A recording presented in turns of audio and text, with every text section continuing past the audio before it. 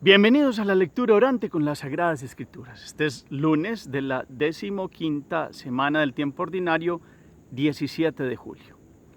Hoy terminamos el discurso misionero que Mateo nos viene mostrando en la proclamación.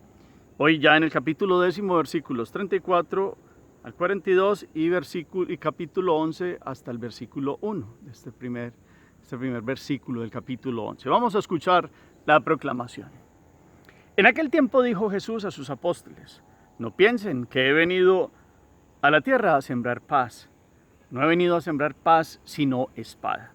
He venido a enemistar al hombre con su padre, a la hija con su madre, a la nuera con su suegra. Los enemigos de cada uno serán los de su propia casa. El que quiera a su padre o a su madre más que a mí, no es digno de mí. El que quiera a su hijo o a su hija más que a mí, no es digno de mí. Y el que no carga con su cruz y me sigue, no es digno de mí. El que encuentre su vida, la perderá. Y el que pierda su vida por mí, la encontrará. El que lo recibe a ustedes, me recibió a mí. Y el que me recibe, recibe al que me ha enviado. El que recibe a un profeta porque es profeta, tendrá recompensa de profeta. Y el que recibe a un justo porque es justo, tendrá recompensa de justo. El que dé a beber, aunque sea no más que un vaso de agua fresca a uno de estos pequeños, solo porque es mi discípulo, en verdad les digo que no perderá su recompensa. Cuando Jesús acabó de dar instrucciones a sus 12 discípulos, partió de allí para enseñar y predicar en sus ciudades. Palabra del Señor. Gloria a ti, Señor Jesús. Siempre debemos invitar al Espíritu Santo, quien ha inspirado las Escrituras Sagradas, y es quien nos inspira todos los días para poder decir: Señor, no creeríamos, no buscaríamos a Dios si no fuera por Él. El amor del Padre, el amor del Hijo, la tercera persona de la Santísima Trinidad. Digámosle: ven, Espíritu Santo, llena los corazones de tus fieles y enciende en ellos el fuego de tu amor. Envía tu Espíritu y todo será creado y renovarás la faz de la tierra. Espíritu Santo, ilumínanos y santifícanos con tu gracia, presencia y luz. Amén. Miramos capítulo 10, versículo 34 hasta el 42 de este capítulo 10. Y el capítulo 11, el primer versículo. Y allí termina el discurso misionero o apostólico. ¿Qué viene a decir hoy la palabra? Varias lecturas. Empieza con una expresión muy impresionante y como contradictoria. Si Jesús es el Rey de la Paz, empieza a decir algo ahí que uno dice: bueno, ¿y esto qué significa? Pues miremos qué significa. ¿Qué ha venido a sembrar el Señor? ¿Qué va a pasar en las casas de los creyentes? ¿Cuáles son las actitudes dentro de los mismos parentela, digámoslo así, en una casa por seguir a Jesús? ¿Qué puede pasar? ¿Qué pasa con aquel que toma la cruz? ¿Cómo indica Jesús aquello de tomar la cruz y hacer aquello de ser digno de Él? ¿Qué pasa con el que nos recibe en el nombre de Jesús? O el que recibe a un profeta o a un justo. ¿Qué pasa con el que debe beber aunque sea un vaso de agua? Y cómo termina la síntesis final ahí, como de un recorrido que muestra Mateo también al final de este evangelio. Como siempre, varias lecturas, la estructura del texto, los detalles, la forma de la narración, las expresiones, inclusive aquellas que no comprendemos, por eso lo leemos varias veces y tratamos como de meditarlo, para que después de recomponerlo en la memoria, tratarlo como decir: bueno, esto decía esto y esto y esto y esto, pues lo bajemos de la mente al corazón, para que pasemos de lo que dice el texto a lo que la palabra nos dice en este día. Hemos venido escuchando a Jesús en la elección de los 12, en el mandato misionero, en el predicar el reino de los cielos, porque ha llegado el reino de Dios con Jesucristo. Les daba unas características y unas instrucciones de cómo debían ir ligeros, de cómo debían confiar en la providencia de Dios. Les narra las consecuencias del seguimiento, y eso es lo que ha venido diciendo. Y gran parte de esa consecuencia del seguimiento de Jesús hoy empieza con una expresión fuerte. No he venido, no piensen que he venido a la tierra a sembrar paz, no he venido a sembrar paz sino espada. Y uno dice, venga, es el rey pacífico que decía Isaías, y Jesús es el rey de la paz, pero no es la paz a cualquier precio. Y no es porque Dios quiera la división, acuérdense ustedes que el que divide y reinará es Satanás, que es lo que busca él. Pero como Dios trae la verdad, como Jesucristo vino a implantar el reinado de Dios en los corazones del hombre, pues el mal no se queda quieto y genera división y genera reacción. Y por eso hemos visto que la historia del cristianismo es aquellos que han querido seguir a Jesús, pues se han encontrado con esto, con otros que los repelen, con otros que los critican o que los persiguen. Por eso la espada, por eso la división en las familias, por eso un padre a veces tiene enemistad con su hijo porque el hijo quiere seguir a Dios, o al contrario, o esposo y esposa, o nuera con su suegra. Y los de la propia casa en algún momento uno quiera seguir radicalmente a Jesús y otros no. Y se ha dado en la historia, como lo veníamos hablando desde ayer también. Y puede estarse dando en su vida y en la mía en algún momento, porque puede que algunos que tengan otra visión de la vida, pues le parezca que haya pues que seamos fanáticos o que parezca que tengamos como criterios como de otra época, como que no entienden en este relativismo del mundo de hoy donde la verdad, cada quien tiene su verdad, pues el proponer la verdad de Jesús sigue, y ahora sí, con toda la fuerza en muchos ámbitos de la vida, tocando, perdónenme la expresión, decimos en Colombia, como tocando callos, como hay puntos débiles y hay rechazo de la verdad porque el mundo sigue proponiendo mentiras. Hay rechazo del amor porque el mundo propone egoísmo, enemistad, rivalidades, contienda. Y el mensaje de Jesús trae una opción radical. O se lo sigue a él o a medias tintas no. Por eso esto suena como un evangelio molesto. Y ser cristiano tiene un precio. Entonces hoy hay como dos momentos: condiciones para el seguimiento de Cristo y recompensa para quien recibe a sus enviados. Esos es como los dos momentos que podemos mirar hoy. Y estas condiciones, pues es, bueno, inclusive después pasa el Señor a un momento como el que quiere a su padre o a su madre más que a mí, no es digno de mí. O el que quiere a su hijo o a su hija más que a mí, no es digno de mí. Ser digno de Jesús. ¿Cómo comprende hoy usted eso de ser digno de Jesús? Estamos en el ámbito de la opción radical por Cristo. Esa es su opción. Yo creo que si usted y yo tomamos la lectura de la palabra todos los días y hacemos esta lección divina, pues a la manera de una reflexión muy sencilla, y que yo le invito a que ustedes también lo tengan en el corazón, esta reflexión diaria, es porque tenemos una opción radical por Jesús, porque queremos que Jesús nos hable el corazón.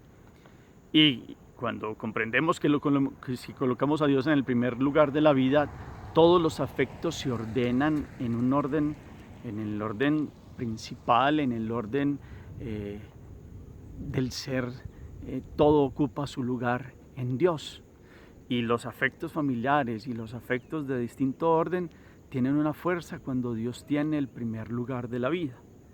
Aquí Jesús tiene una exigencia para los que lo sigan. Bueno, yo he dado la vida, yo he venido a mostrar el amor del Padre, que es un amor radical. Yo he venido a dejarles el amor de Dios, al Espíritu Santo en ustedes. Pues respondan con el amor en el primer orden de la vida, el amor incondicional, radical y total a Dios. Y eso indicaría un estilo de vida de ser dignos de Dios. ¿Cómo nos hacemos dignos de Dios? Del Padre. Mirando a Jesús, siguiendo su ejemplo, escuchando su palabra y viviendo con un sentido de vida en Él. Y si Dios ocupa el primer lugar de la vida, todo lo demás va teniendo su orden y su fuerza y su capacidad de enfrentar la cruz, porque el que sigue a Jesús tiene la cruz, pero la ve no como una derrota, porque la cruz no es derrota, la cruz es una victoria. Y entonces, hoy, esta cruz para nosotros, que eso es lo que sigue, dice, el que no carga con su cruz y me sigue no es digno de mí. Termina diciendo esto acerca de la dignidad en el tema de la cruz. Cargar la cruz es seguir a Jesús, es un signo de amor y de vida. Y se sobreentiende que la cruz y dar la vida por amor son sinónimos. Eso es lo que ha hecho Jesús.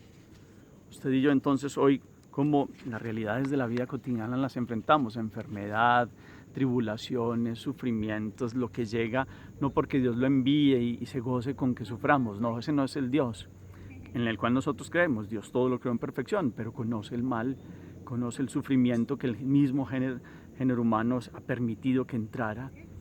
Y muchas de las cosas que vienen aparecen también como unos aprendizajes de la vida. Y siguiendo en la cruz a Jesús tenemos una mirada, tenemos una capacidad de enfrentar la vida con todo lo que trae. ¿Qué cruces hay en su corazón y en su vida? Porque hay como dos actitudes. O sufrir, o más bien renegar o maldecir, o enfrentar la vida con, bueno, yo sé que esto no es fácil, Dios mío, pero tú estás conmigo. Y en esta cruz, así como tú, la abrazo hoy y te sigo en esta enfermedad, en esta dolencia, y la ofrezco por la conversión de mis familiares, por la propia conversión, por la conversión del mundo, por la salvación del mundo que nos has regalado. Y en este camino de unirnos a ti, pues tenemos un sentido de vida. Después termina el Señor en otro tercer momento hablando de recibirlos, enviados de Jesús. Y quienes lo reciben a Jesús. Y quien recibe a Jesús, recibe al Padre. Ese es como el orden de abrir el corazón. ¿Cuánto recibimos a Jesús? Y en ese recibir a Jesús encontramos el amor del Padre, la fuerza del Espíritu. ¿Cuánto comprendemos esto de que el que recibe a un profeta, porque es profeta, tendrá recompensa de profeta? Es que de hecho quien recibe a un profeta es porque tiene discernimiento del Espíritu, de conocer, habla de parte de Dios. Y tendrá la capacidad de tener este discernimiento de ser profeta por el bautismo. Somos sacerdotes, profetas y reyes.